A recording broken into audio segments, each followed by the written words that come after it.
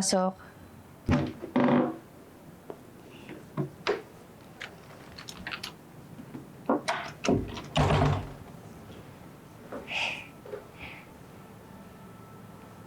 daming dekorasyon sa kwarto ni Charity, no? Makikita mo na talaga kung anong interest niya. Si Fatima naman, makikita mo na yung personalidad niya sa pananamit niya. Ikaw ba? Wala ka bang gusto? O gusto mo bang kumaling gaya ni Charity? O maging malaya na parang si Fatima? Wala akong gusto. Anong ibig mong sabihin? Hope! Hope!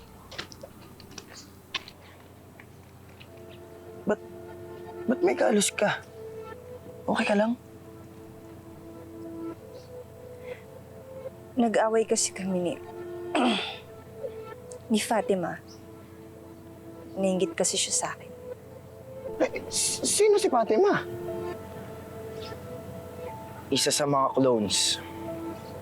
Okay na. Ang problema kasi kina Charity at Fatima, naniniwala silang sa kanila lang ang buhay nila. Kaya gusto pa nilang mabuhay ng matagal. Kaya gusto pa nila ng maraming experience.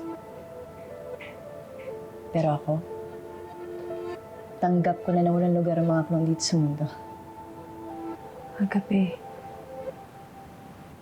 Sa tingin ko, yun ang dahilan kung bakit hindi ka tanggap ni Ma'am Dayan. Kahit na tinuturing mo siyang nanay. Pero, nanay mo pa rin siya.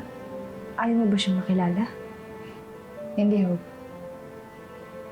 Kung may nanay man ako, si Mother Hera yun.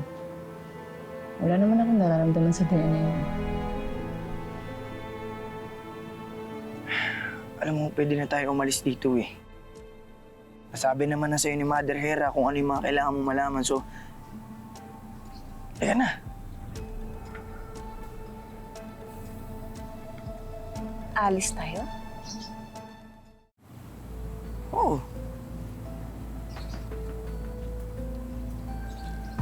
Sige, siguro huwag na tayo magpaalam kasi baka pigilan pa nila tayong umalis. Pwede na tayo umalis ngayon. Oo, tara. Tara na, Denver, dali mo!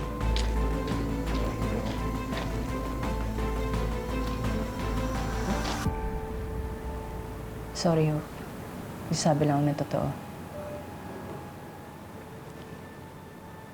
Kaya siguro hindi tumatagal ang buhay ng mga clone kasi hindi naman dapat sila nag-i-exist in the first place. Kaya hindi ako naghahangad ng kalayaan. Kaya hindi na rin ako maghahanap ng cure. Hihintayin ko na lang na magkasakit ako at mamatay. Dahil doon naman din ang punta natin lahat.